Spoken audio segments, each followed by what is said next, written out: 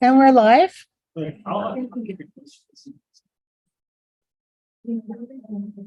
Less than a minute. All right, I'll remember what it said. What was up?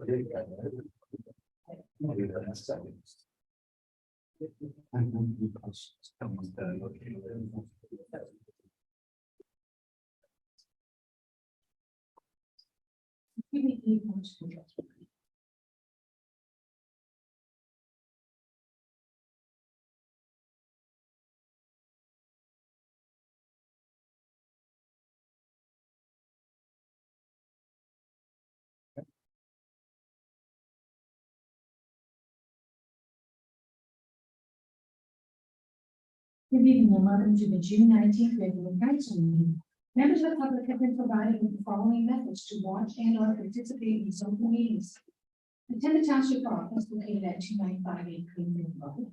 Watch the live stream by accessing the meeting on the township's YouTube page. Attend electronically to observe the meeting or to speak to item 9, items for discussion exclusively on the agenda. You can attend electronically. Members of the public will be requested to register with the clerk's division of minutes. You can submit written comments to the clerk's division that have been provided to the area council prior to the meeting and will form part of the public package. Can I please have, I'd like to call the meeting to order. Can I please have approval of the agenda? Myself and by Council Tilly, that council adopted June 19, 2023 regular council meeting agenda as presented. All those in favor? That's carried. Thank you. I'd now like to do the Indigenous acknowledgement. We acknowledge that the land on which we are gathered to institutions for the Haudenosaunee and the Anishinaabe and the neutral people. We acknowledge their enduring presence of the Indigenous people with whom we share this land today, their achievements and their contribution to our community. We offer this acknowledgement as an act of reconciliation between Indigenous and non-Indigenous people of Canada. I'd like to pause as we reflect. And a few years back, I had the privilege of being the chief of the hill. We were recognizing Buddy Miracle, who we discovered to be one of the first Indigenous NHL hockey players. Actually, the New York Rangers gave us a copy of his jacket that we hang up here. And any of us came here, we gave her a sweater, and she stood at some notes and said, "This is what reconciliation is. Recognition of what the Indigenous have done, what they are doing, and recognition of respect." I have to say that we had a little ceremony and presented the jersey to one of the council members, and he stood up, and when he accepted it, he cried and said he'd never ever had people like us or recognized and acknowledged it in a positive way, and he was just overwhelmed. So mutual respect goes a long way in all types. And that's what we need to reconcile. So let's just take a moment to pause and contemplate on that.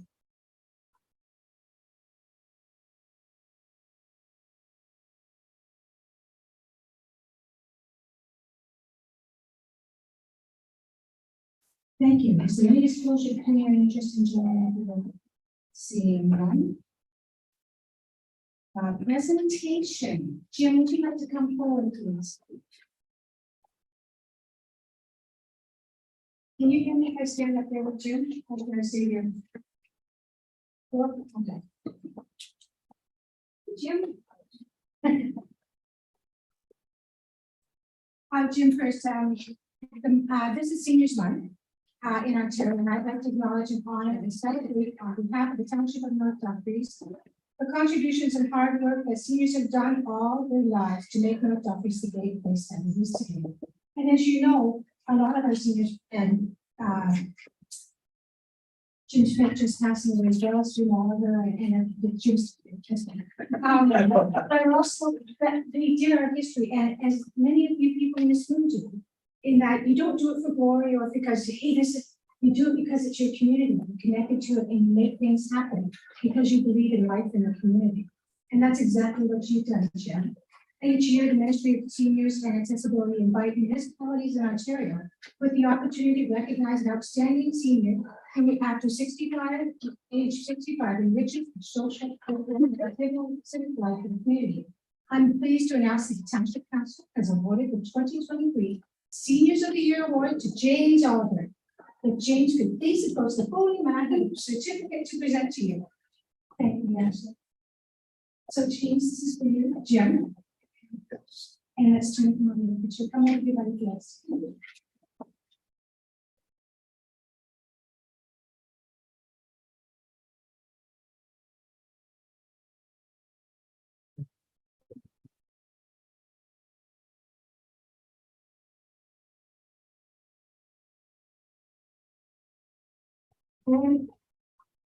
And now we are excited to have a presentation from the chief. I'm sorry, I need a motion for the council. Move on myself, second by Councilor Shelley, that the presentation by Mayor Boston to Tim Oliver regarding the 2022 Senior Healthcare Board be received. All those in favor? Carrie, thank you.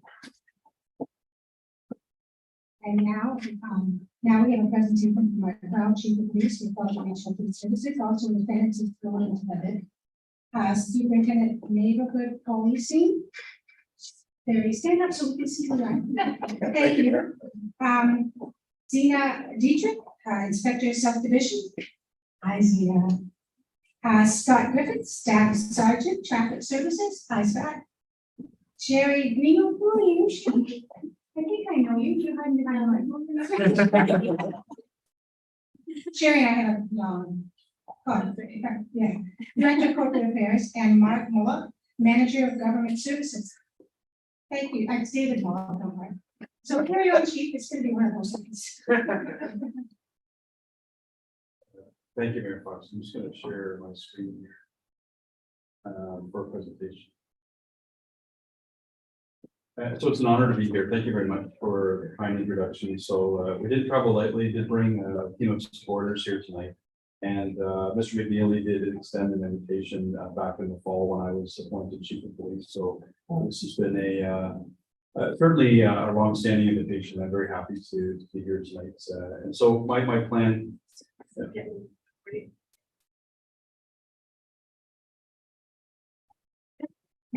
Apologies.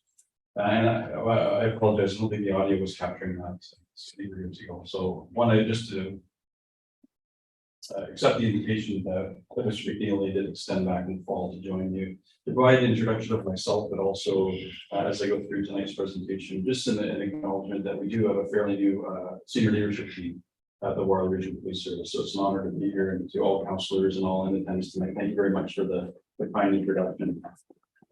So in doing so, if you're not aware, we have recently appointed 2 new deputy chiefs of police. So Deputy Chief Jennifer Davis has just started recently. She's our Deputy Chief of Neighborhood Policing and Investigations, and Deputy Chief Eugene Fenton is our Deputy Chief of Administration and Member Services. So we are a new leadership team supporting almost 1,200 members of our police service serving your community.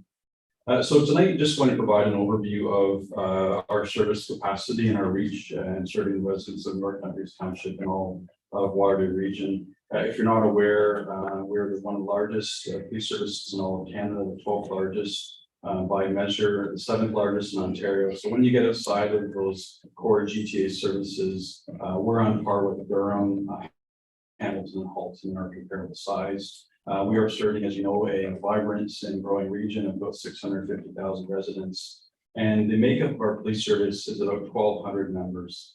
And the best to describe is our 800 sworn members, our police officers. About half of those officers are the officers you would see in the streets in full uniform and marked vehicles. And the other half, about 400 or so, in our various specialized capacities, doing investigations, doing specialized, sometimes covert investigations, serving our region. The other third of our service is our sworn or our civilian professional capacity, about 400 civilians. And they do incredible work in our communication center, our special constable capacity, administrative support, and then the core administrative function of any modern organization, HR, IT, and so on. And we're also very proud to be supported by about several hundred volunteers. So our auxiliary members, victim services, many others that support the work that we do. Very proud of the service that we provide. And as we'll go through tonight's presentation, we'll talk to you about some of our reach into your community. So as stated, we're all well aware that this region is a vibrant, growing region, one of the fastest growing communities in Canada, one of the most rapidly diversifying regions in all of Canada. So the 11,000 plus members of North Hunters Township certainly are a focal area, and there's no secret that the intense rural and urban mix within our region provides both challenges and opportunities for how we reach and serve the citizens of our region. And so tonight, I just want to talk to you about, the capacity of our service, and you probably are well aware of our vision, mission, and values, but at every opportunity, we want to reinforce that our vision as a police service is that every person, every citizen in our region is safe and feels safe. And so we have a legislative obligation to provide crime response, crime prevention, that law enforcement capacity, but the feeling of safety is something that is fragile, precious, and we know that every citizen in this region has a different perception of what policing is and what it should be. So that is always a work in progress, and we're here tonight to share, but also to listen and learn about how we can improve our service to the community. So as a point of context, last year, we provided service to about 339,000 calls for service. That's residents in our community accessing service through us to solve problems, to respond to crime, to address a number of various issues throughout the community. And to give you a snapshot about our service reach and capacity in North Humphreys Township, about 4,600 of those calls for service came from North Humphreys Township residents. This was an increase from 2021, about 7.5% increase year over year. And about 86 of those were priority one calls for service. So those are our urgent lights and sirens response. And those made up about 2% of the total calls. And the best way to describe our daily reach into North Humphreys Township is that we respond to about 10 to 11 calls for service per day. About 3 of those are citizen generated calls for assistance. And the other 2/3 of those calls are primarily self-initiated or officer initiated calls for service, primarily for traffic enforcement and road safety initiatives. The average response time for all of our calls for service, and these can range from the most high need response to something that is more administrative in function, is about 19 minutes. So the average response time for somebody accessing our service within North Humphreys is about 19 minutes, but about half of those calls for service are made within 12 minutes response time overall. So displayed on the screen, there is a variety of our top 10 calls for service. You can see that a number of them are traffic enforcement in their function, and we'll provide some further context to that. And speaking about our road safety efforts, we know that in every community across Waterloo region, traffic enforcement and road safety issues are amongst our highest demands and for service. And so our efforts for traffic enforcement represent the majority of our calls for service within your community. And we rely upon evidence and data to drive our efforts in those respects, but also citizen complaints and requests for service largely drive our demands. We also respond to collision related data. And we know that within our rural foothold overall that there's a high number of our serious motor vehicle collision injuries, but also fatal collisions that happen in the rural townships because of the configuration of the road design, knowing that people are apt to speed on some of the long stretches of the road. So the primary priority for our road safety efforts are focused on what we call the fatal 4 offenses: speeding, aggressive driving, impaired driving, use of seatbelts, and also distracted driving. And we know that through our efforts, people are distracted in this day and age. Use the cell phone and other distractions within cars and vehicles do cause us concern, and I think we can all appreciate the danger that poses on a roadway. To give you a snapshot of May of last month, 2023, about 58 of our 90 road safety offenses were related to speeding. And that is primarily the number one concern on roadways within North Humphreys Township, and that is in line with many of our other efforts across the region of Waterloo. And I do imagine that tonight, if you do have questions related to our traffic safety efforts that Staff Sergeant Scott Curtis behind me can provide some focus to those specific questions and comments. So to talk about our commitment to rural safety and our rural township policing strategy, We're very pleased to confirm tonight that we are making a significant investment. In the past, we have had the capacity of a dedicated supervisor for our rural townships. And so through the course of our evaluation of our efforts in the rural townships, we will be committing this year to a staff sergeant who will oversee our rural township response. And in the course of a couple of months, that individual will be named. And that will provide a solid point of contact for you as counselors, for you as a total council, but also for all of our efforts across rural policing. Inspector Zima Dietrich from South Division, who oversees this area of our operations, is here tonight to also speak to any specific concerns, questions you have about our response. We are pleased to say that we do have a dedicated zone related to North Bunkers Township, where we have officers frequently assigned to this zone of activity who understand the needs of your residents that we all serve. We are learning how best to provide the visibility that is required and requested of us. We understand that perception is reality, that unless people see us, we don't exist.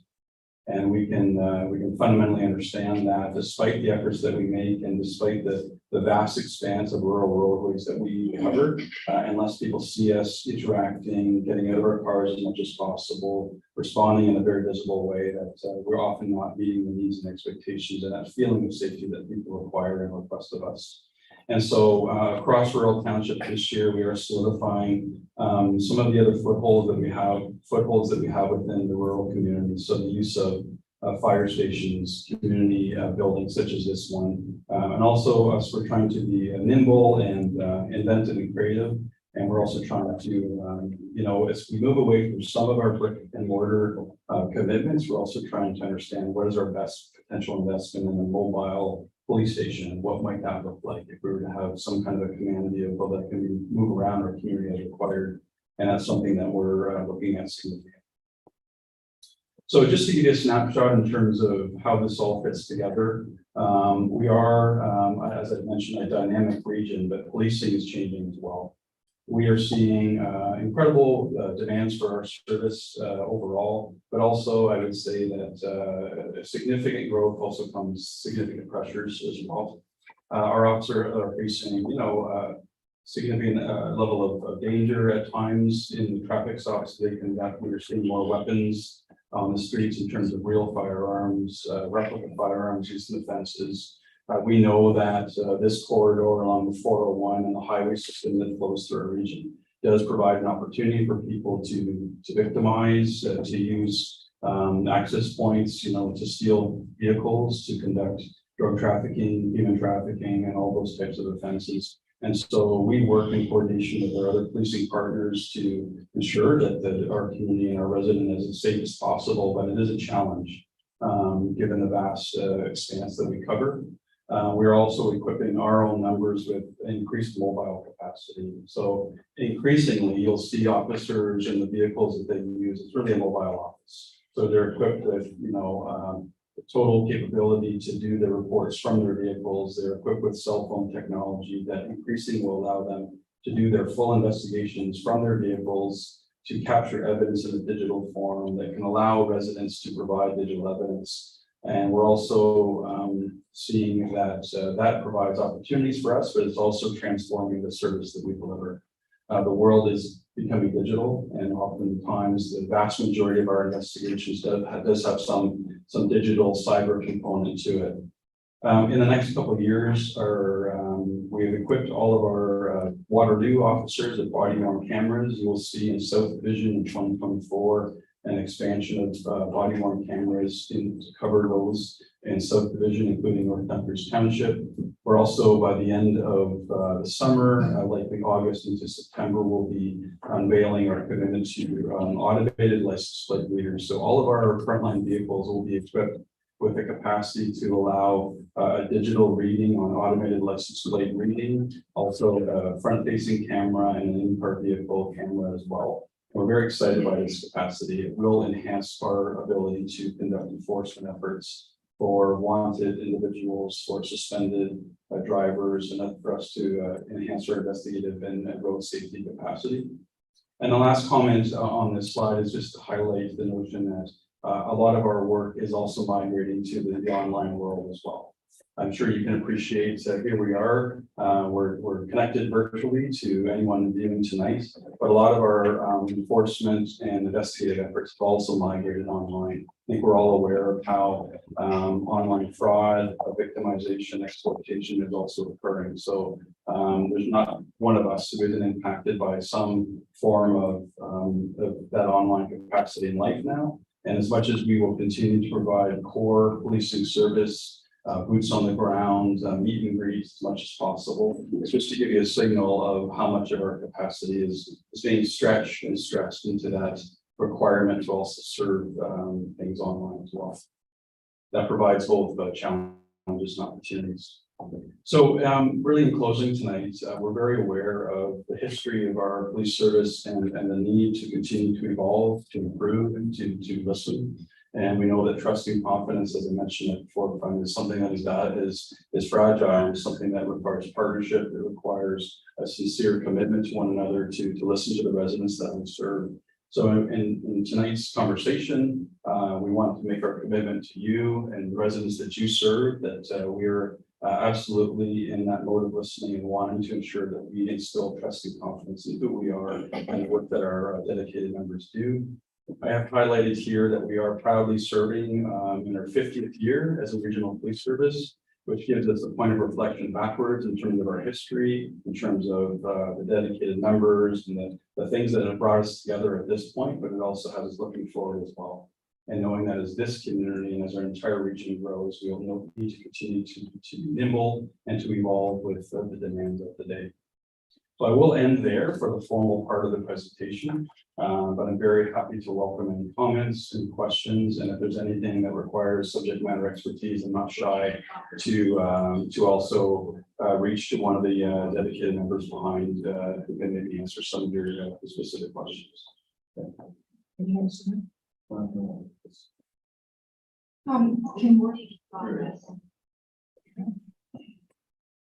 Can someone get a picture? I'd like it from the sample to get all the officers as well as well. So we can Facebook and tweet it out, because I think the public needs to know you're here.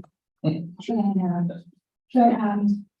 have to say, I'm very proud of what you've done already. I'm proud of how you set things up. I got this, sir. I get no respect.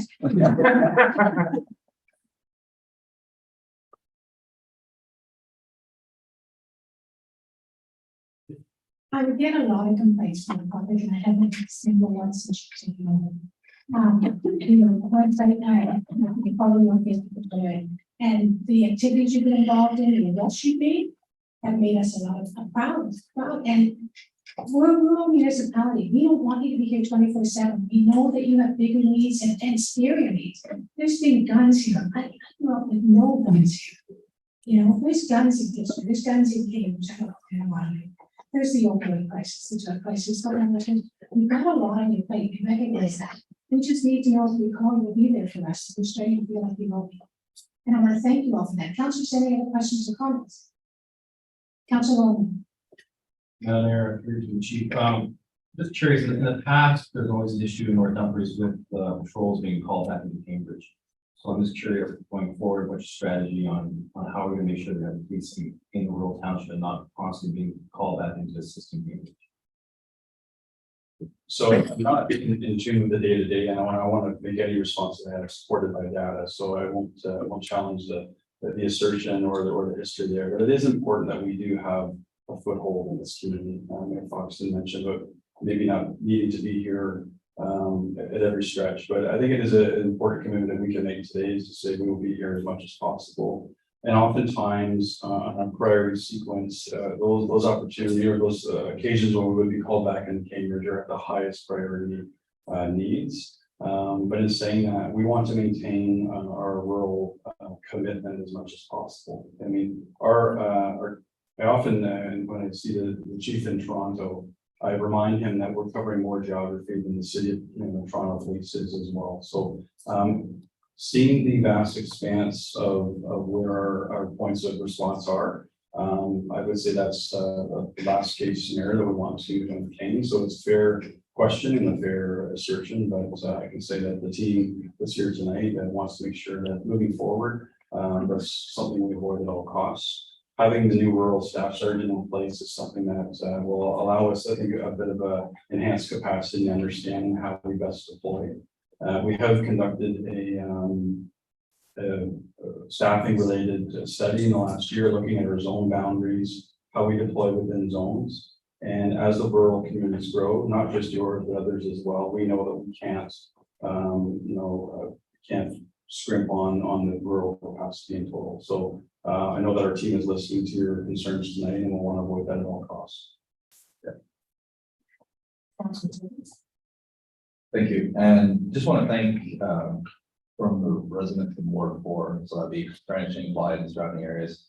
They see when you're there, and they really appreciate it. That there's officers on motorcycles, there's officers there, and to continue doing that because they really appreciate it. Again, we're quite excited when they do see it there. We thank you for that, and please, that's actually like Mayor Foxton did say, that is the way that they know that you're involved. To really see you there. So we thank you for acknowledging that, and especially the residents in Clyde Fresh. I really appreciate that. Thank you. Thank you. Thank you. Councillor Austin? I want to echo that statement. Thank you for everything you do in our townships. We appreciate it. My question is, as you're new coming in as the chief, and you assess the forest, when you look at Waterloo region and how rapidly it's growing, is our police force keeping up with it per ratio? And if not, how do we do that without always costly every year fighting budgetary constraints? I appreciate the question. I'm happy to say that I think that despite some of the challenges that arise at any municipal or regional budget, that we've reached a point of recognition that as the region grows, we must grow as well. And I'll use the fancy words of critical public safety infrastructure. I think that paramedic services, fire services, and the police need to grow as the region does. So I can say that the commitment that our board has made to allow us to grow in proportion to regional growth has been solidified. And we're now currently on a projected 4-year growth plan that will bring us in line with national, provincial, and what we call the Big 12 average within Ontario. They're all just metric points to say how do we compare to other communities. But I can say that I feel confident that the plan that we're on right now will allow us to keep pace with the growth that we're seeing in our community. We have about 800, on average calls for service a day in this community. And we can only expect that to grow as the population does.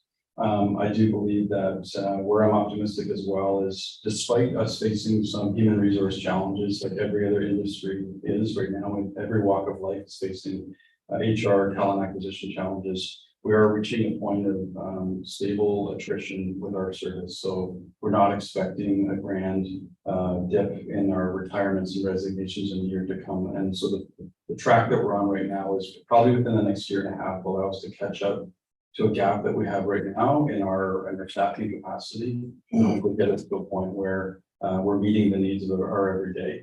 Because the balance of everything, not only is it service demands, but it's the impact on our members as well. Is if you're like any walk of life, if you're continuing to try to do more with less, I mean, there's a burnout, overburden capacity. And I think we've felt that in previous years, but I think that with the support of our board and support of the regional council, by and large, we're in a very good place. And there's a recognition that this is an incredible region, and every citizen should have no less in this community than they have in others. That public safety matters, that policing is complex. And I would probably feel the support that we really have. Thank you. Councillor Wells? So at my town hall about a month ago, I thought I'd hear nothing but complaints about gravel pits, but all I heard, a lot of what I heard was complaints about speeding, but also about the gravel trucks and not always sharing the road and kind of going through traffic and leaving their rocks and stuff behind. Is that something as well that that more police look after, or is this something that is you're strictly more focused on speed? I think it's a combination of things. So I mentioned that our highest priority enforcement effort are on those fatal core offenses, so speeding and aggressive driving, distracted driving, impaired, and seatbelt use. But we do know, I do recall in the fall, having been interviewed by the Air News, and it was something that came up as one of the most profound complaints about the gravel trucks. So it is on our radar. I would say that our traffic enforcement team and officers are aware of road use and those vehicle use on roads. So I don't have any data right tonight to speak about those issues, but I know that it's something, your takeaway tonight is to reinforce that that's a significant demand, for our service and enforcement to work often in coordination with sometimes bylaw and other efforts as well, but it's something that we know is a top concern. If I may, just a few years back, and do you remember when we had the gentleman who pulled the trucks over for us? What year was that? 4 or 5 years ago?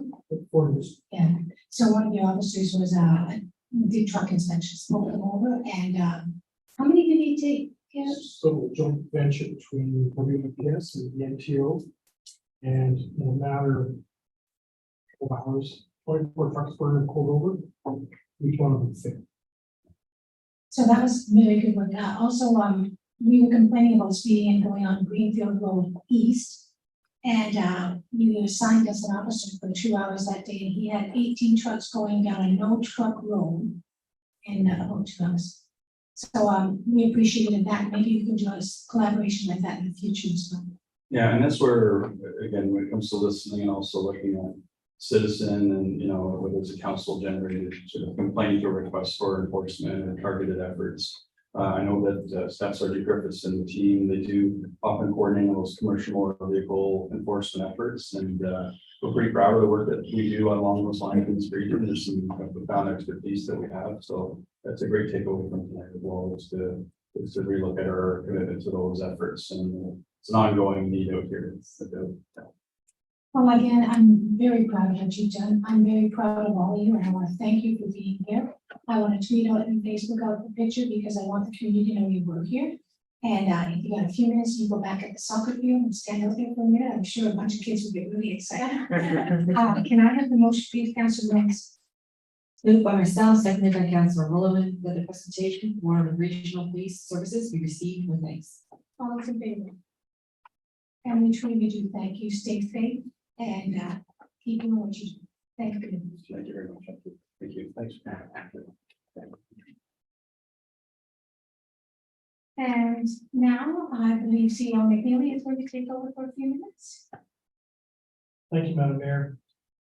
Tonight is our last council meeting with the presence of Lee Robinson. For members of the public that aren't aware, Lee will be leaving us at the end of this week. And she's been announced as the new Chief Administrative Officer for the Township of Norwich. So I'd just like to recognize and thank Lee. She's been with us for 3 years. And certainly she has a very dynamic portfolio in engineering and public works. And she's done a stellar job in her time here with the township. And certainly we have benefited tremendously from her professionalism and experience.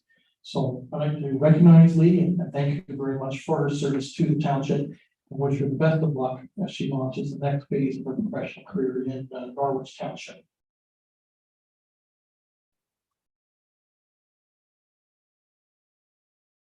Mayor, to members of council and who are watching through our YouTube feed this evening, I'd like to introduce Robert Raycroft. Rob is joining us his first day, and Rob is here on an interim basis and will be filling in for Lee during the time that we're out in the marketplace recruiting for a new Director of Engineering and Public Works. I've had the pleasure of working directly with Rob for 12 years, former employment municipality. I've known him for over 17 years. And Rob will bring stability to the department as we go through the recruitment phase. And I'm truly appreciative, and I know our senior management team as well, that we have someone with Robert's pedigree and experience to help us over the next few months. So I'd like to welcome Robert Raycroft as the acting director for engineering and capital, public works. Thank you, Sue. Welcome, Rob. wonderful having you and I know I'm going to be you. You want to leave. You do not have to go to the office.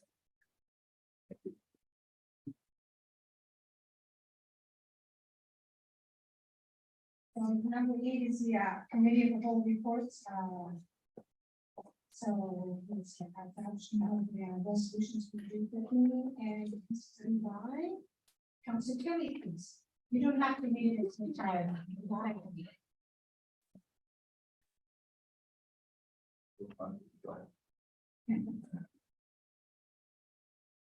For myself, seconded by Council Williams, the council adopt the following recommendations as presented by committee as a whole dated June 2023.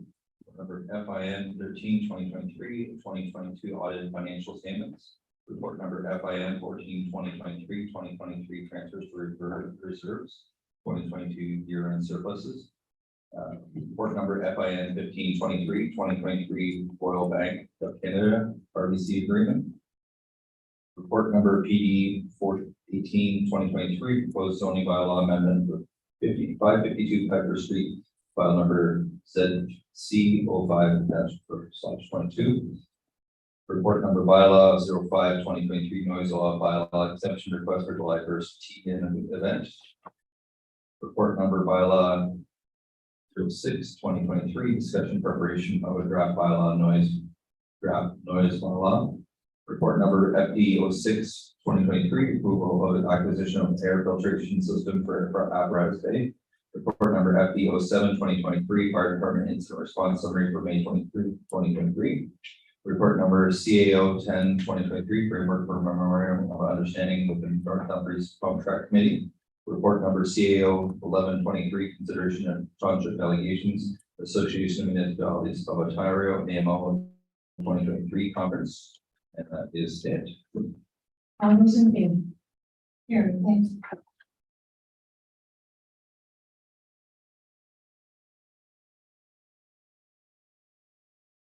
Oh, that's just leave it there.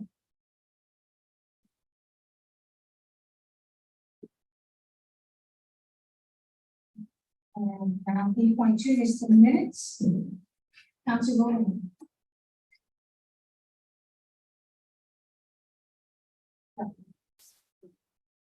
There's an error. One of the minutes, Which one? Oh, Wednesday, May 31st. okay, and what's wrong with it? It says on page 26 of the PDF, page 2 and 3 of the minutes, that Mr. McLean really knows that council needs to address gravel pits and be an advocate for importing illegal fill. I don't think he wanted us to be an advocate for importing illegal fill.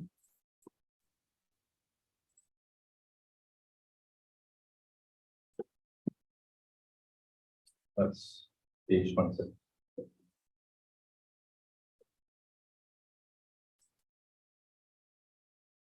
Council Golden, you put May 31st as amended.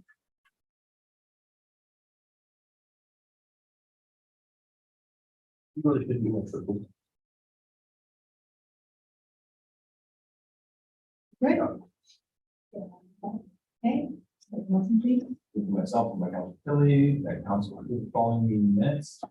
For council meeting minutes dated May 23rd, 2023. Special council meeting minutes as amended dated May 3rd, 2023. The full meeting minutes dated June 5th, 2023. All those in favor? Carried, thank you.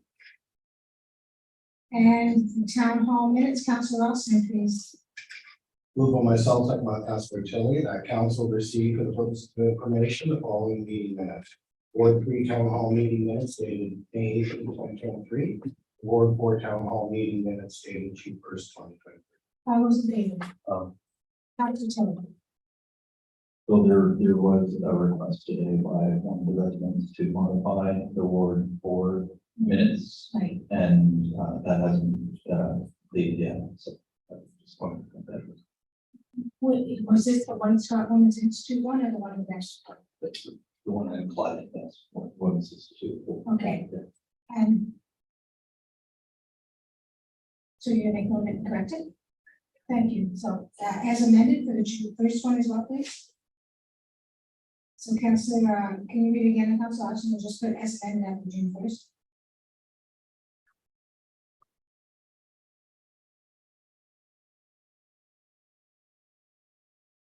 Moved by Sullivan, second by Hamilton. After the meeting minutes for 3 town hall meeting minutes dated May 2023, Ward 4 town hall meeting minutes dated June 1st, 2023, as amended. All those in favor? Carried, thank you. Mhm.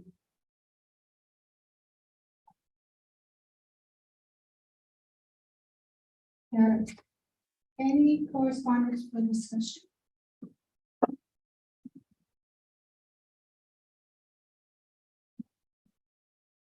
No? Correspondence in one.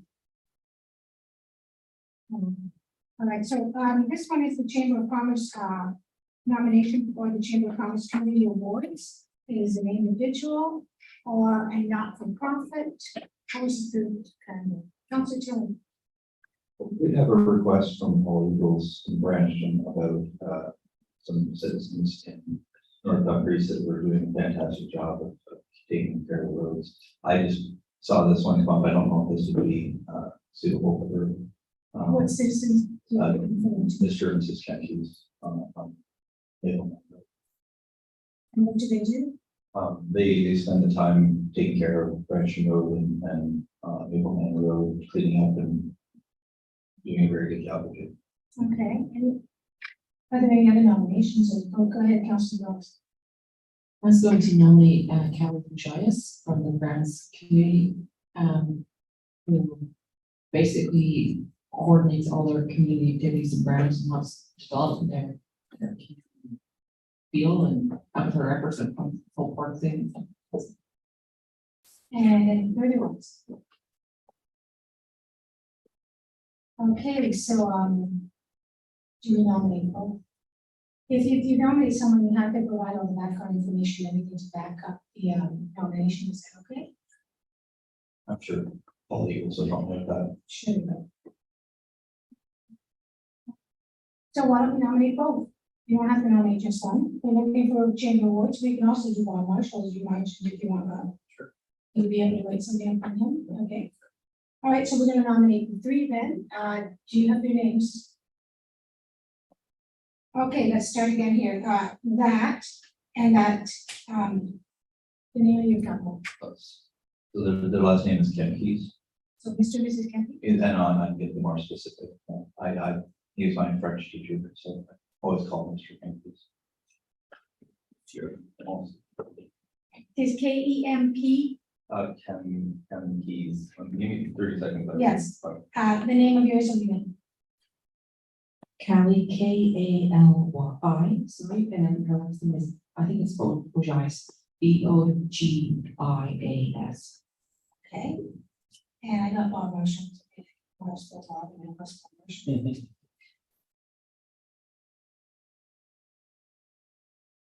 Kempe is usually Kemp.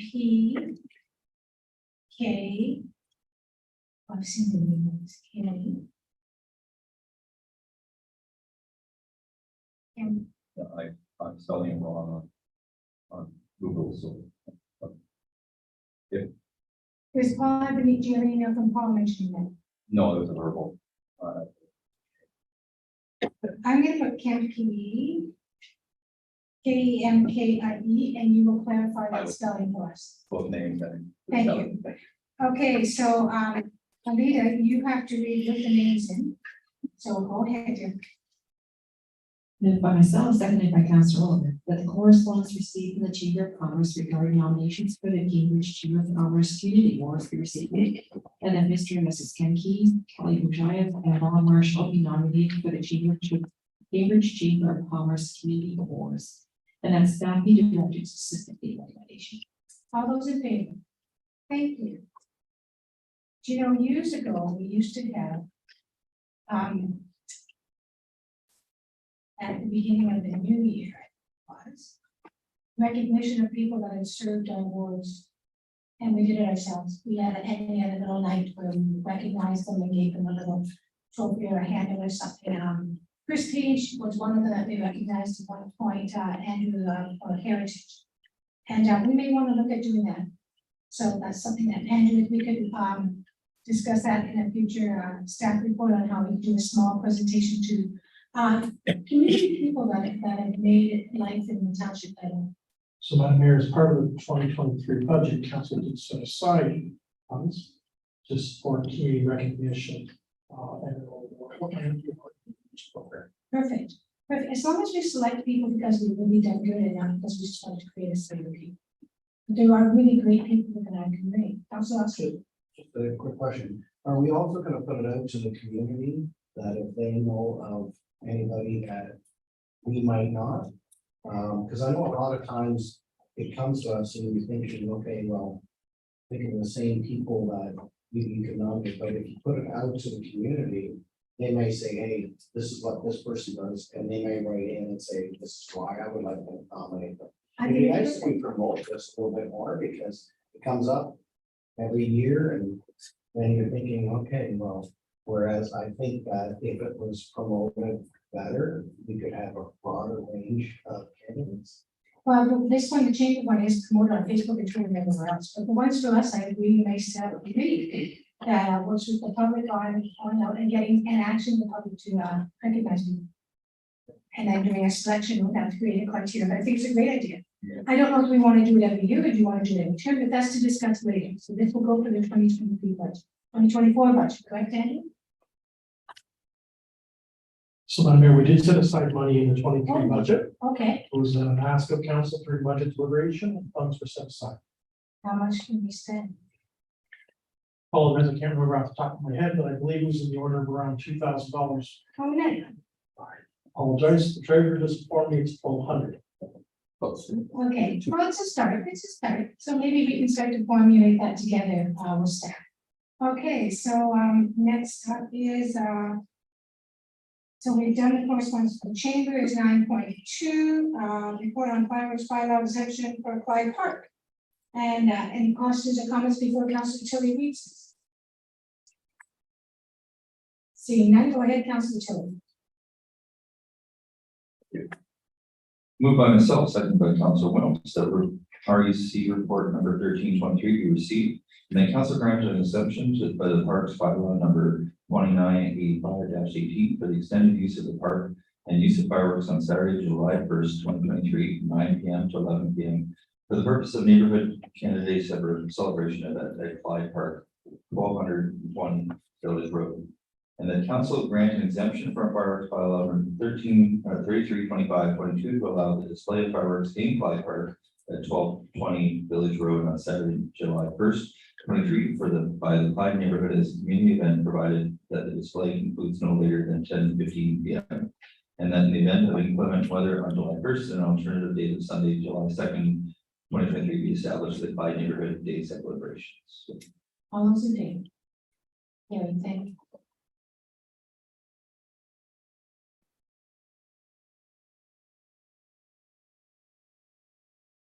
What's the matter? That's okay. I just wanted to answer my own question. Okay, next is the advisory committee,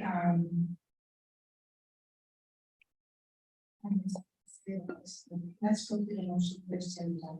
Are there any comments or questions? Seeing none.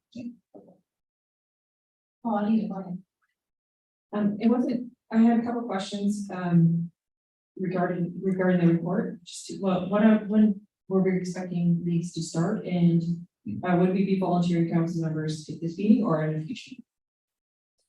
You know, yeah, Well, Madam Mayor, council seeking provides direction. We would immediately commence with the advertising out into the community to solicit potential candidates who put their names forward for one or more of the committees.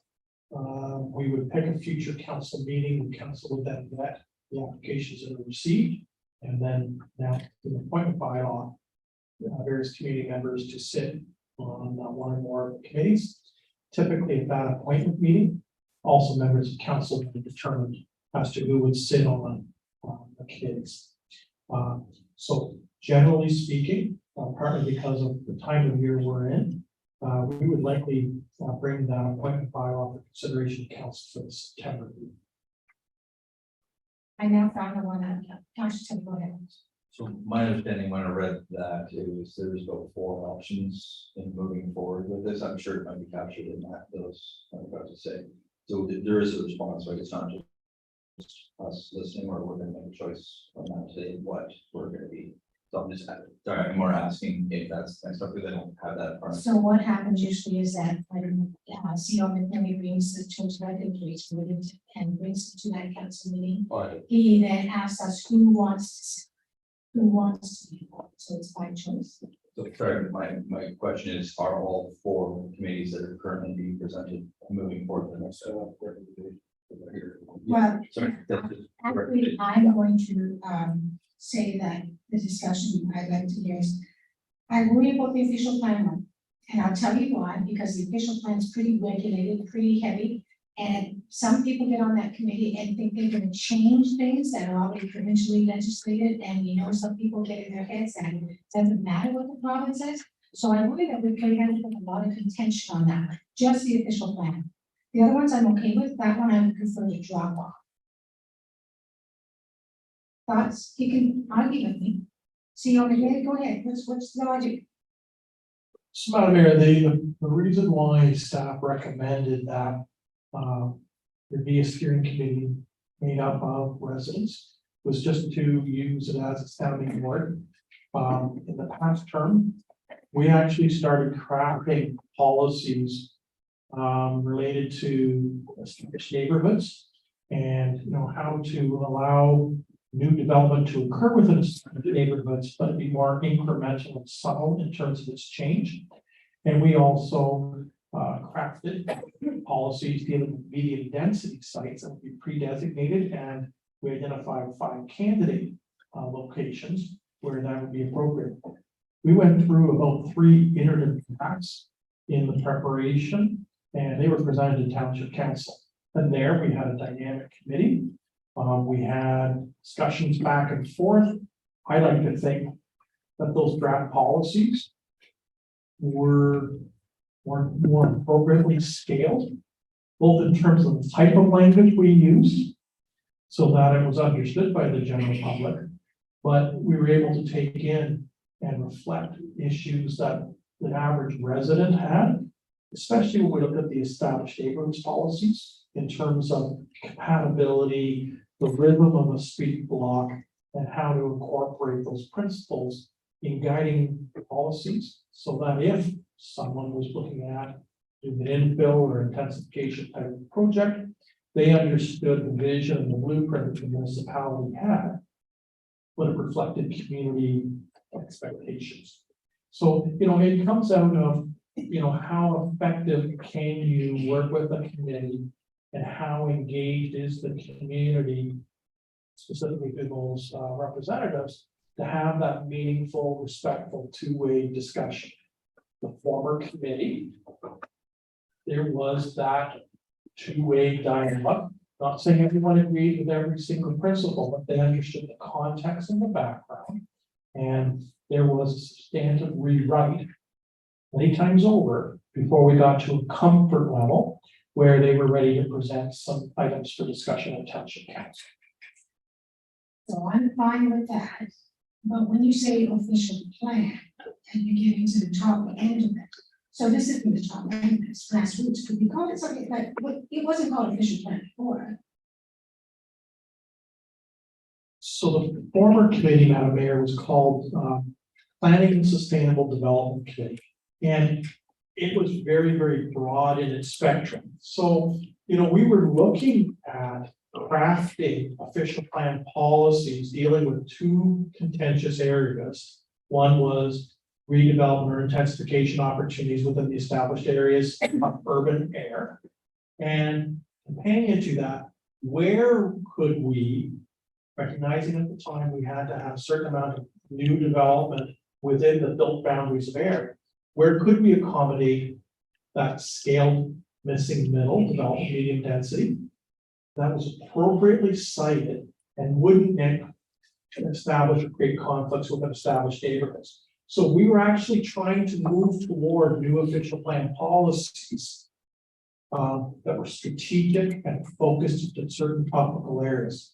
But that committee also worked on a document that we call Green Print, which was trying to look at naturalized areas or introducing naturalized areas in the township for carbon capture and erosion control and creating habitat for wildlife, pollinator gardens. How that can be promoted both on township lands, but also to educate and inform private landowners, so they might be incentivized to take improvements on their landholdings. What I'm suggesting is that given the upheaval that's going on right now with respect to the whole land use planning realm, and it's a couple of things, obviously, dynamic changes in provincial regulations and legislation, the potential impact associated with the transfer of upper tier planning responsibilities to area municipalities. There's so much flux, I think the committee is frustrated. So if we just focus on one aspect, being the efficient plan update and using them as a sounding board, when we get to that point, and we've set aside money in this year's budget, we just don't know when we're gonna be able to pull the trigger on that, because the full aspects of Bill 23 have yet to be proclaimed. And until we have a new provincial planning statement, and we receive those upper tier responsibilities being downloaded to the area municipality, we're sort of at a standstill. And so we were looking at a staff level scoping what the former mandate was, and just directing our energy on the official plan, because it's going to be a large exercise. It's going to dominate our time as staff. And rather than deal with multiple issues, focus on the official plan. Yes, and I understand what you're getting to, but some people are savvy out there and they see official plan. They're thinking they can come in and probably change our official plans or fight provincial official plans, and that's not where I want them to think. So if we could, does the staff understand, council understand what I'm getting at? You've experienced it. Like the official plan, we get, as it happens right now, the province creates a official plan, goes down to the region, they have to copy what they said, not anymore though. But that's what I said, that's applied. Go down to the region, they copy word for it, and then we have to copy word for it, and then we do our own tweaking. So, how do we relay that they can't fight provincial plan? And that's where our problem is. When we see official plan, I'm afraid they're gonna take on this. Some of them will want to fight the provincial plan.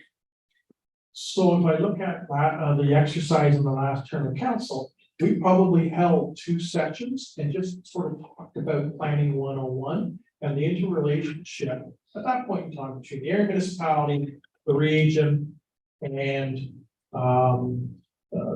at that time, the provincial policy statement, how these different pieces fit together, what our responsibility was for legislation to reflect and be consistent with those upper levels of government and their policy directives.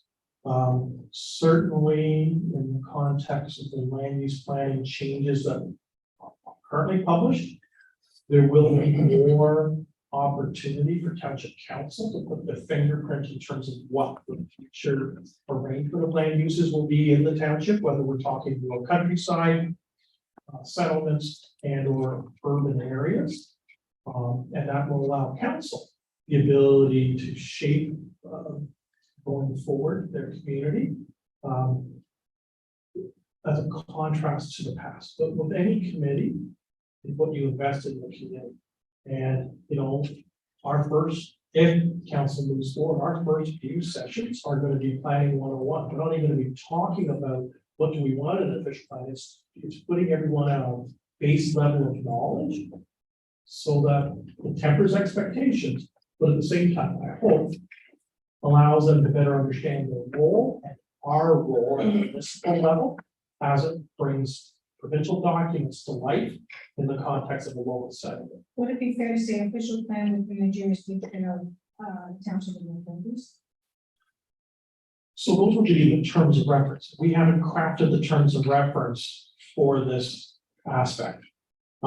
So, you know, in that aspect, if council is comfortable, we would, as we say in recommendation number 5, we would return to council the terms of reference as to what their role would be and what the mandate is as an advisory body. And so we put in there, we will be talking, you know, we're obligated by legislation, including the Planning Act, a soon to be published provincial planning statement, and how we're going to work with those provincial documents and put a local context. Obviously, being consistent with the legislation, you have to be consistent with those upper senior government requirements, but how they can be reflected with local values and vision. Council Alderman. Madam Mayor, so my question sort of relates to yours. I concern that we had years ago with these committees was members of the public who felt that they could have like the hijack committee, take it to use it to their own particular. So in order to stop that, 8 years ago, we decided to make the counselor the chair of the committee. And the result of that was I felt that the committees worked well, and we weren't really bogged down with a lot of politicking and fighting at the committee level. So now the recognition is to remove the counselor as the chair automatically, have members vote for a chair. So my concern still is that if you have somebody who, wants to tear down every heritage building in, let's say, North Duncan Township, they become the chair of the committee. Now their agenda is let's tear down every building, or the opposite. I'm going to save every building and we're not going to build anything. That may not be what council wants. So in the past, I know it's kind of paternalistic, but I know in the past council basically ran the committee through the councillor. I'm just concerned that we move away from that model, go back to the way it used to be. I remember I served on those committees years ago before I was on council, and basically the council just sat there and said, sorry, council won't vote for that. And the committee members fought over what they wanted to do and had amazing ideas that would never, ever come to fruition. So I just don't know if it's a good idea to have the councillor not be the chair. I don't know. What about the people? Council Wells. Doesn't that also then speak to the terms of reference and of each committee and how well that is defined and what specifically we're looking for? That sounds almost like we have to make sure that we go to these committees with very specific asks. And then the committee needs to provide recommendations based on that specific ask. And that can be done by any chair, right? As long as they understand this is their role of the chair is to lead the discussions around this specific act and not to be the agenda person. Except that Council Bowman is right, because people do sign up with these specific asks, the agenda system, steer it for them to decide. Whereas I sort of agree that at least the chair should be a council. What do other people think? So some people are quite, Council Austin, go ahead. Sorry.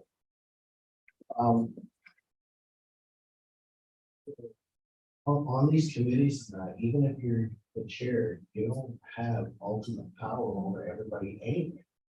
So it's not like so whether you're called the chair or whether you're called, the guy in the back room or whatever, if you're on the committee, you have an equal voice. If the committee tries to hijack, doesn't matter who's the chair, they can still hijack. That's why I think that the whole reason the counselor is there is more to monitor the committee and make sure it's not being hijacked. Whether you're the chair or not, you should, as a counselor, report back to council and say, hey, I'm really concerned with this committee. I'm only one of 6 or whatever, but they're really going off the rails. And I think that council should maybe rein it in a little bit. But that's also when we're vetting the candidates, we also look for people that are qualified, I should say. CEO McNeely and Council Tilley. Thank you, Madam Mayor. So in September of 2022, I met with each of the 4 advisory committees as their term wound down.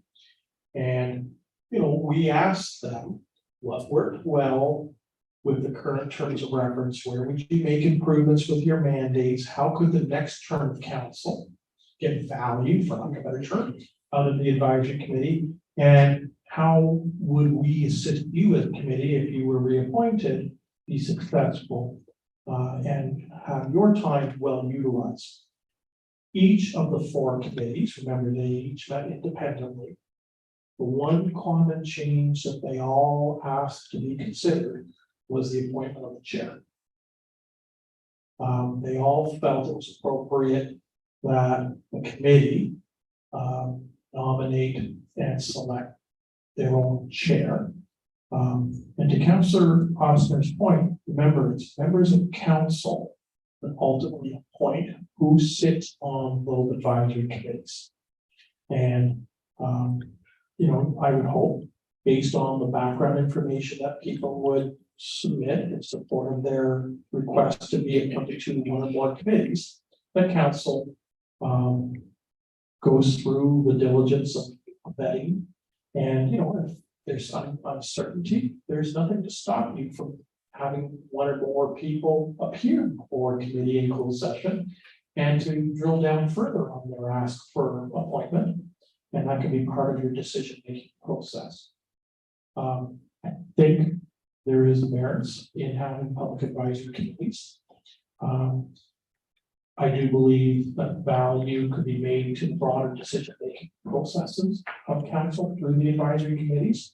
I think that there is members of the community that are anxious, under the right framework to participate in committees. And I think we would all benefit from the reestablishment of some of the committees at this point in time. And then reshaping others that are topic specific, that we focus on certain deliverables, either that are in our corporate strategic plan, or our business plans, going forward. Councillor Tilly and then Councillor Osmer. So just noticing what Councilor Austin said was, and I don't just want to correct me if I'm wrong, but the role of whoever's chairing or running the actual group needs to kind of maintain that control. And I guess once you, and this is just pointing out something, because obviously things can go different ways and experience level something. If we get a whole bunch of novices in the group, then maybe it does make sense for the counselor to be in that position. But if not, that the chair would be a better person. I'm good both ways. I just noticed if you give that the role of chair to someone else, that you can still give your piece, but it's still, I guess, ultimately the chair that runs the meeting. So just throwing out that little bit of statement because it does make sense, but at the same time, just notice that double-edged sword there. Councillor Osmer. I think one of the biggest problems, is a lot of the committee members think that if a counselor is directly mandated to chair every one of these committees, I think a lot of people think that not a spy, but the counselor has a council agenda, and that is reflected through the group, and the group may not feel as comfortable suggesting or working with the way they feel it should go. I think a lot of them feel that having a counselor as the chair is, you know, coming from the top and infiltrating the meeting, whereas if a counselor was on the same level with them and a member of the public was chair, they may not feel as, I don't know if you can say threatened, but maybe constricted might be the more correct term. Any further comments before I call the motion? Seeing none, Councillor Warren, please vote on the motion. For myself and Council Tilly, that CLK report 13-2023 be received, and that council adopt the terms of reference to reestablish the Heritage Advisory Committee and the Leisure and Lifestyle Advisory Committee. The minor change that the chair and vice chair of committees will be appointed by the respective committees. And that staff be authorized and directed to commence with the advertisement and recruitment of committee members seeking appointment to the Heritage Advisory Committee and Leisure and Lifestyle Advisory Committee.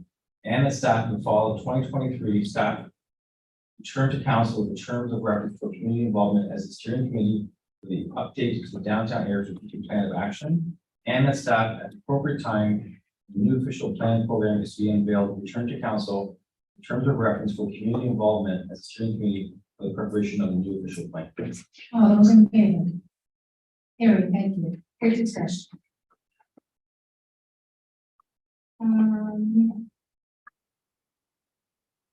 Next is 9.4, the encroachment, accommodation of an existing fence retaining wall on 5 McDonald Street. Is there any comments or questions about this? No presentation, just the use of this. All right, can I have the motion, please, Councillor Austin? Councillor Tilly, go ahead. Was there any concerns from anybody in public that any council is aware of? Or any issues with that? From what it looks like an open and shut case. Just curious.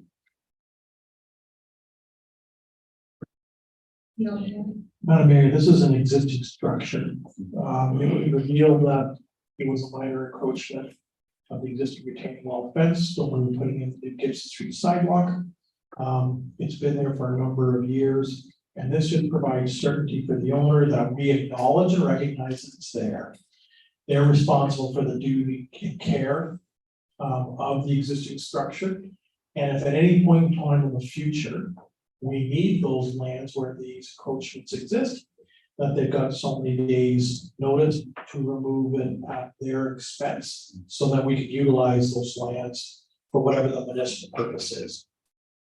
Can I have a motion, please, Councillor Austin? Move on myself, second by Councilor Roman, PW report number 60-2023 be received, and that council approve the encroachment agreement between the Township of North Dumfries and Jennifer and Aaron Ivans to recognize the existing fence and retaining wall structure located at 5 McDonald Street and its associated encroachment on municipal lands. And that the mayor and clerk be authorized to execute the encroachment agreement between the township and Jennifer and Aaron Ivans. I hope I'm saying that correctly. Apologize if I'm not.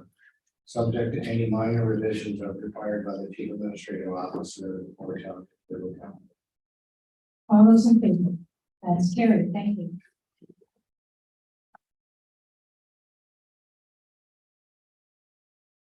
Next is the housing and simulation fund. Any comments or questions? Councillor Williams. Which is more or less a question, I guess. There's nothing, a lot of emphasis on affordable and attainable housing.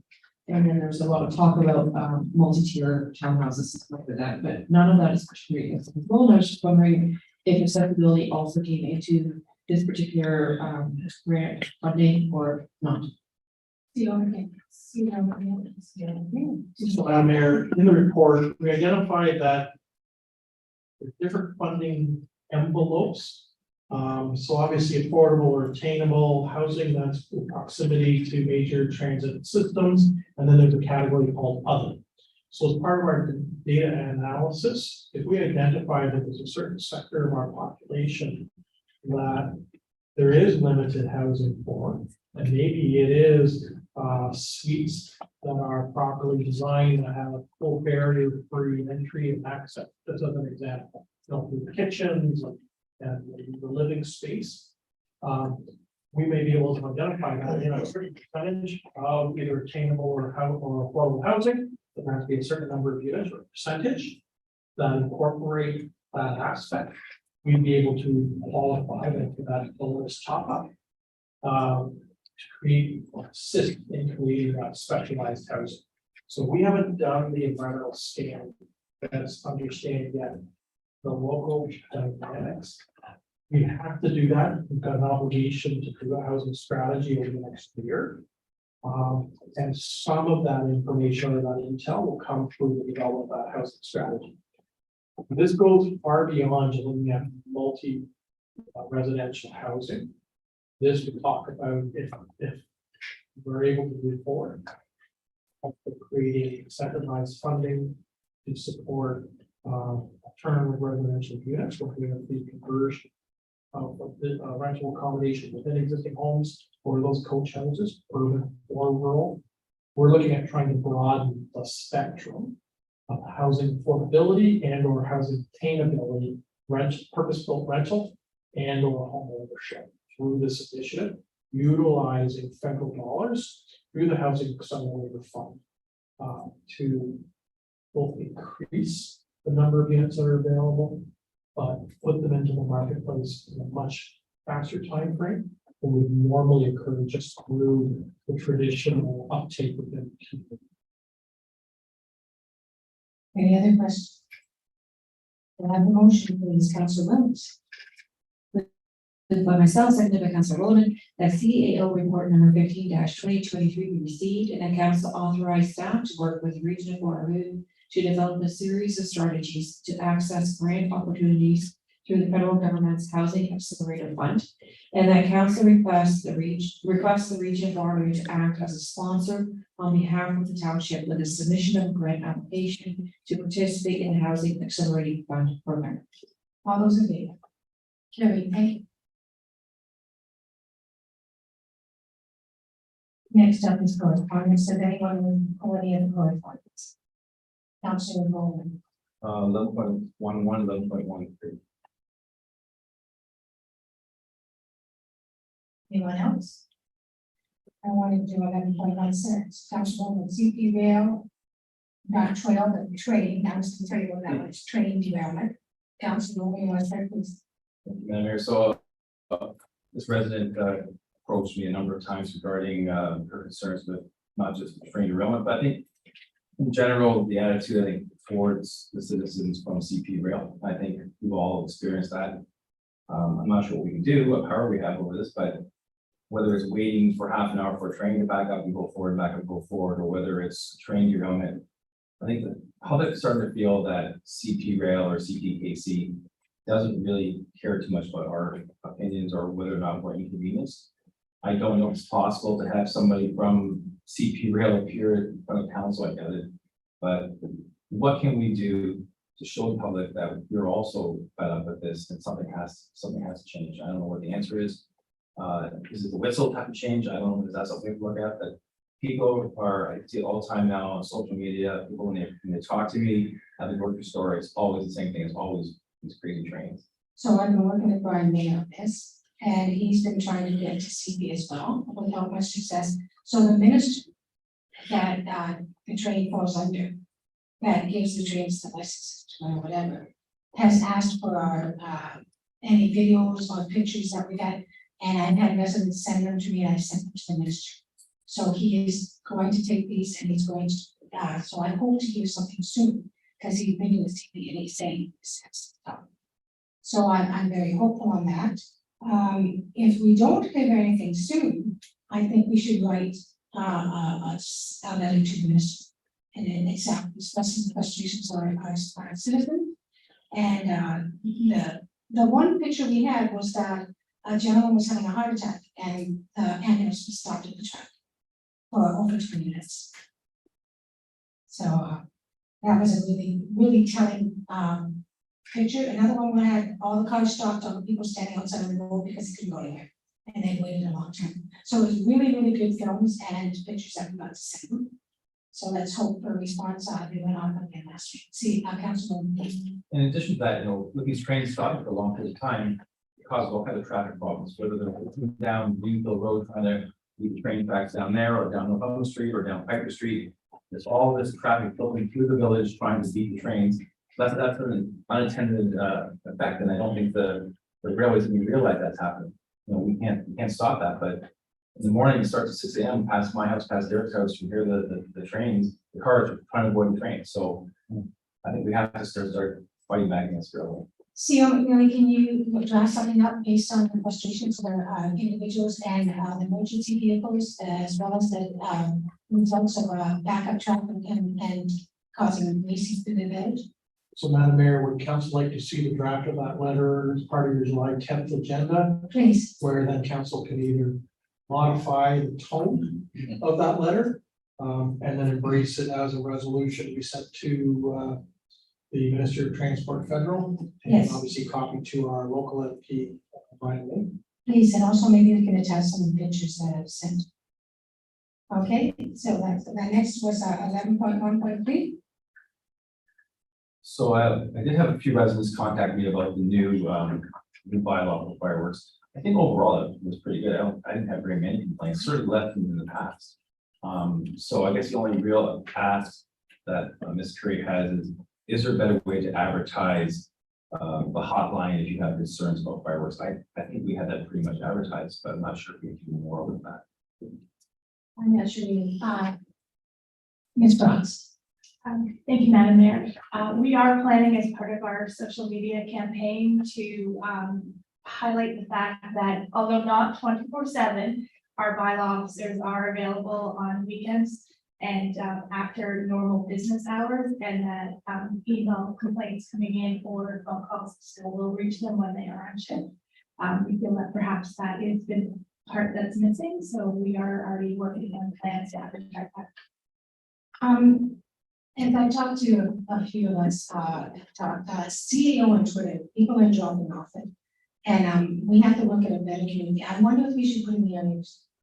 I wonder what it costs to put a small ad in the news or something about the restrictions and the contact information. I think we should consider that annually. Thank you. Any other thing about that? Councilor Scott, Tim. So with absolutely zero intent to be insulting anyway, but what I'm just pointing out is just in the email, between the correspondence between Councilor Bowman and Mrs. Curry, her second sentence on May 23rd was, "I love fireworks and want people to enjoy themselves." And then she goes on and say, respectfully. But I guess, you know, for what you said, Councilor Roman, was that there wasn't, wasn't overdone. And I get it. People, when they're done with it, they're done, but they don't want to hear it anymore. Doesn't matter how good, but when they're in it, they enjoy it thoroughly.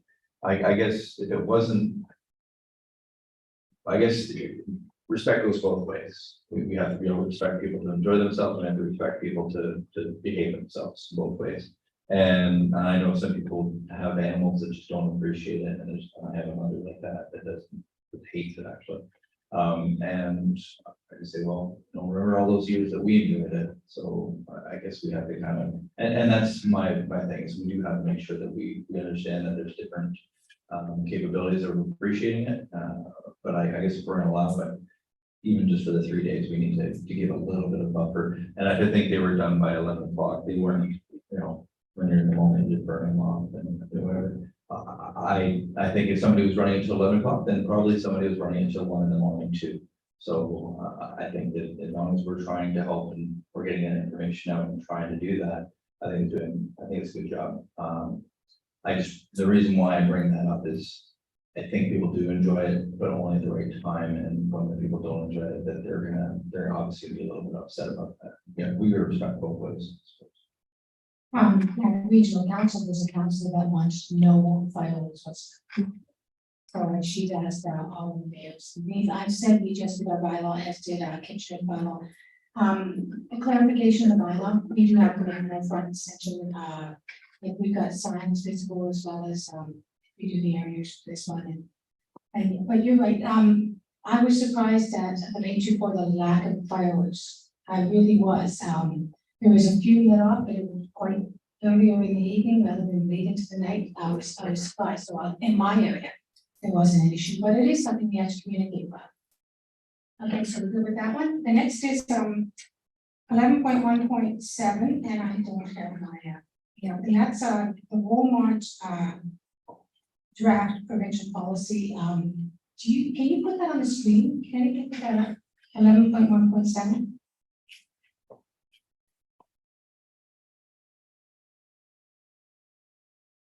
I just don't know if staff want to, council wants to endorse it or leave it or change it. Okay, keep going past the whereases. Now therefore, consider the bylaw conventional statement request the government of Ontario continue to maintain population projection for growth and implement stronger policies and associated justification of permanent boundary extensions. Request the government of Ontario require strong justification for the conversion of employment lands and require municipalities to ensure that adequate employment land is provided to create a complete community. Request the government of Ontario remove references to the DPS where policies require municipalities to allow or permit certain developments being policy 2.8.14 of the other one. And request that the Ontario government remove the proposed policies to permit sentences in the prime agricultural areas. That's where they want to allow now 3 homes on a farm. And we're looking at estate homes and that gets really messy once you start going down that way. I requested the Ontario government remove the proposed policies to commit sentences, oh, that was that one. Is there any further down there, Ashley? Okay, and then it goes on to the sentences, increase, it tells them, request the government not alter the policy as it applies to the alternative evaluation of mineral aggregate extraction. So can we have this, what does the council think of this? Is it too much to take in right now? CEO McMillan and Council Tilly. Madam Mayor, I shared with council last week, further changes that the province has made to the draft prevention planning statement. The commenting window is open until August 4th.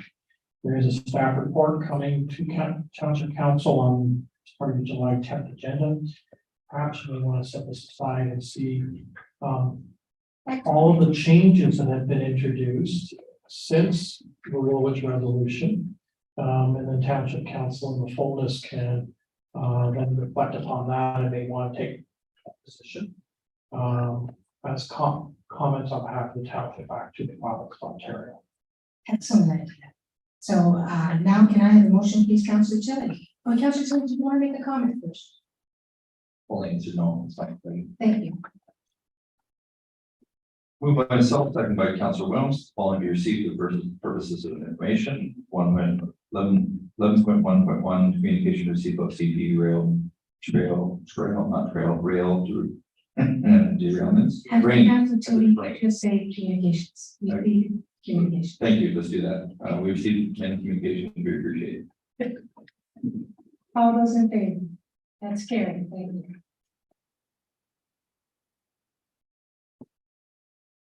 Next, Councillor Bowman is the minutes, please. For myself and by Councilor Osmer, the council received the following minutes, which in Waterloo, council minutes, January 25th, 2023, February 22nd, 2023, March 22nd, 2023, April 19th, 2023. Grand River Conservation Authority meeting minutes, general meeting, April 28th, 2023, and Source Protection Authority, April 28th, 2023. Grand River Accessibility Advisory Committee minutes, April 27th, 2023, and Regional Waterloo Library Committee meetings, February 9th, 2023, May 9th, 2023. All those in favor? It's carried. Thank you.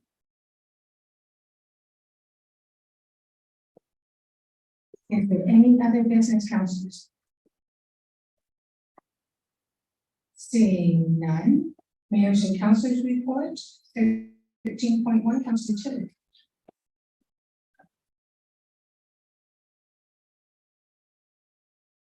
So we have the, sorry.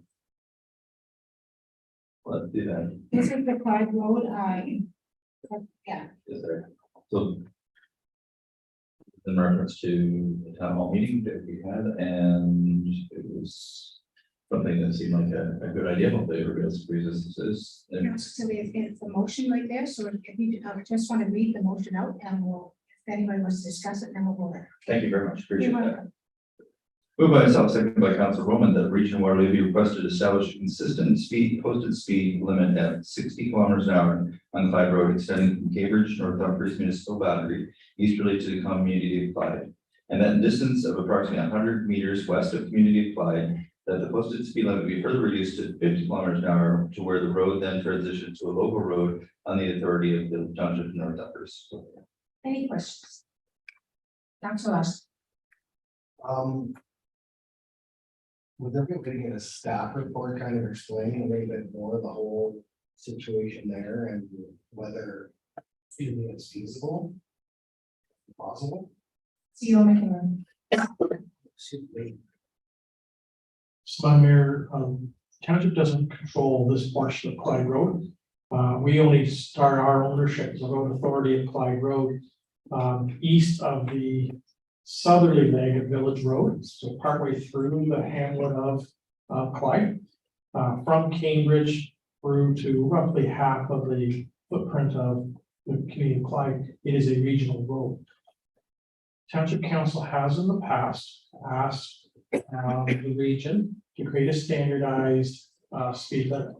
What occurs right now, Clyde Road leaving urban Cambridge is 60 kilometers an hour. and approximately 5 township lots into North Dumfries, it then increases to 80 kilometers an hour, right through to the village boundary. And then it drops to 60 kilometers going through the community of Clyde. And we received not only the word for town hall meeting in June, but other requests over the last 4 or 5 years, and ask of the region to undertake speed studies, look at traffic modeling, and deal with the issue of speeding through this portion of the rural countryside, and in particular, how the vehicles are coming into the community of Clyde with speed.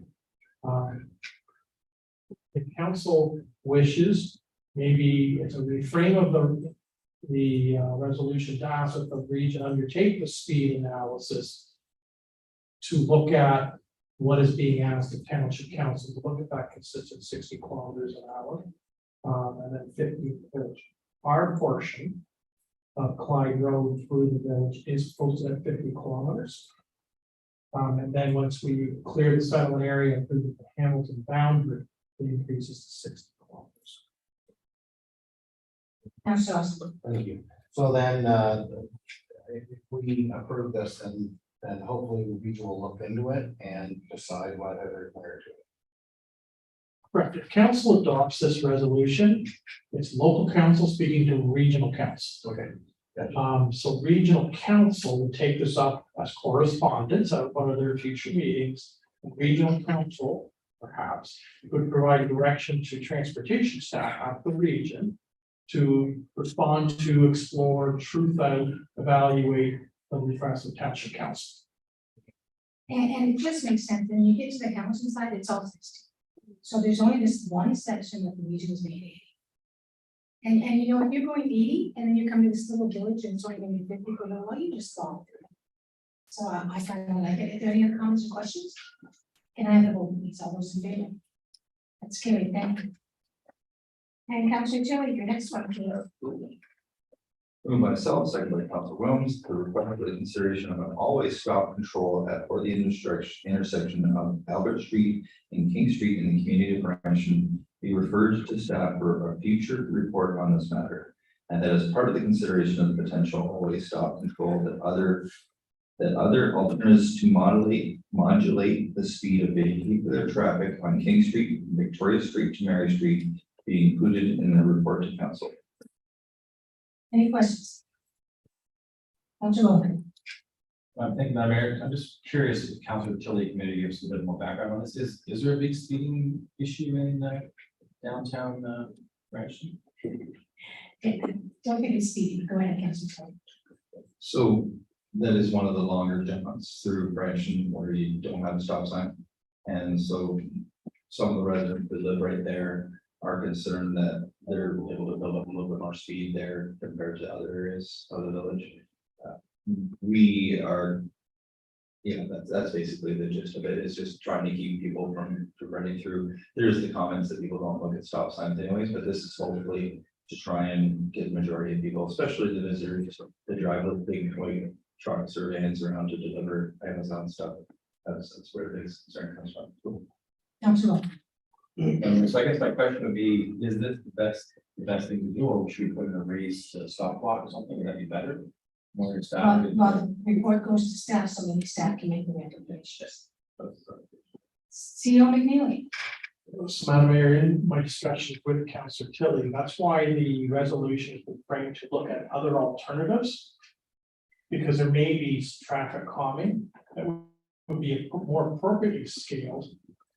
That would avoid the need perhaps for a three-way stop or all stop control of this intersection, and there could be better means of regulating or modulating speed on this on this north-south corridor. With the hope that the remaining roads and line should be probably looked at some degree as well, what that report's happening as well. Okay, any further questions? Councillor Logan. So I guess the question that falls from that is there concerns with pedestrians there? Because I know there's no sidewalks. And if we had sidewalks there, would there be an SAR for the snowplow?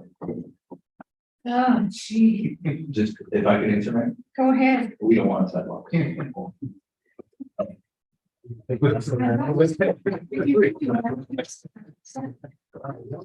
Folks, in favor? None opposed, that's passed, thank you, Carrie. Okay. No other new business or anything from Catherine? Seeing none. Who's doing the bylaw? Councillor Austin, the bylaw, please. For myself, for Council Reynolds, that the following bylaw be taken as read a first and second time, bylaw number 3416-23. Being a bylaw to further amend general zoning bylaw 689-83 to facilitate the construction of a warehouse building addition, a truck wash building facility, and associated amenities at 552 Piper Street. All those in favor? That's carried, thank you. And third reading in the bylaw, please, Councillor Collins. Moved by myself, seconded by Councillor Tilly, that the following bylaw be taken as read a third time and finally passed. Finally, number 3416-23, being a bylaw to further amend general zoning bylaw 689-B3 to facilitate the construction of a warehouse building addition, a truck wash building facility, and associated amenities at 552 Piper Street. All those in favor? Carried, thank you. And now we are going into close, we'll wait till staff leave, please. Can we do the motion first? Okay, Councillor Tilly, please. Moved by myself, second by Councilor Roman, that mouse and council move into a closed meeting session at exactly 8:36 p.m. under municipal act section 23(2)C and K to discuss report number CDO 13. I propose a pending acquisition or disposition of land ministerial local board, or doesn't plan and procedure criteria to construction to be applied to any negotiations carried out to be carried on behalf of the municipality or local board. Very well done. All those in favor? That's carried, thank you. Go ahead, Tom. Where does the vote?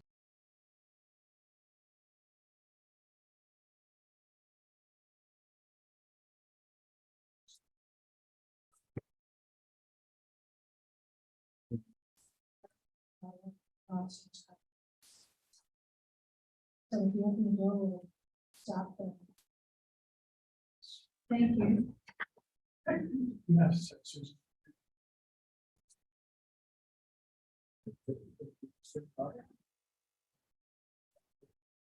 We're live.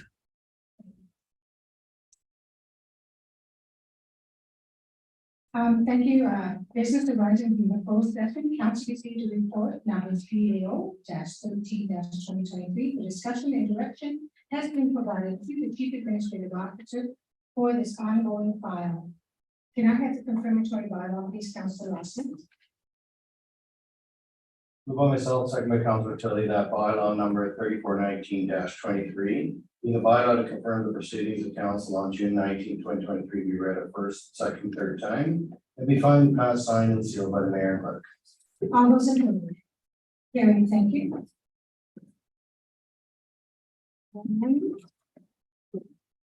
Council Williams. The agenda.